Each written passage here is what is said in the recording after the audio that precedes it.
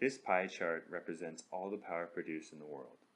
The green slice would be hydro, the red slice natural gas, the purple slice nuclear power, the dark blue slice would be coal, and the light blue slice would represent everything else. So that's wind, solar, bio, geothermal, anything else you can think of, that all falls in there.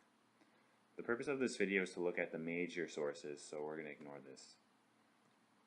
Nuclear, coal, and natural gas are all considered thermal power. So with that in mind, you can see that thermal power is really the major driver for energy production in the world right now. So how do these work? Well, they all start with a generator. A generator is just like a motor used in reverse. So instead of putting electricity in and getting shaft power out, you're putting shaft power in and getting electricity out. So starting from our generator, how does hydropower work? Well, the shaft is turned by a turbine, and that turbine is driven by the water in the hydro dam. The section that contains the generator is called the powerhouse, and the channel that water flows through is called the penstock. The height of the dam can be up to 300 feet, and a higher height is better because pressure is determined by this height, and the maximum power available through the dam is a product of the pressure times the flow rate. And the efficiency also comes into play, this efficiency being normally on the order of about 90%. So given that wind is all around us and good rivers for hydro dams are not, why is hydro so much more common than wind right now? First of all, it's more predictable. It always goes the same direction.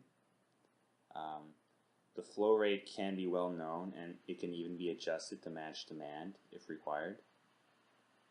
And secondly, water is 1,000 times denser than air. This means that water, for the same flow rate, contains 1,000 times more energy and has that much more potential for electricity generation.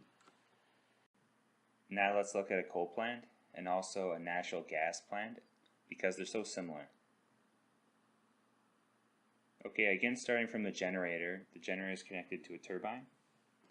But now instead of being driven by water, it's actually being driven by steam. That steam is created at the boiler just by boiling water, with the fuel being either coal or natural gas. So as our steam flows through the turbine, it becomes low in pressure and temperature.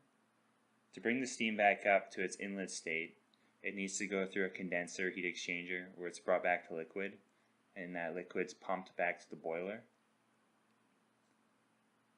The condenser heat exchanger normally involves a separate loop of water that goes to a cooling tower,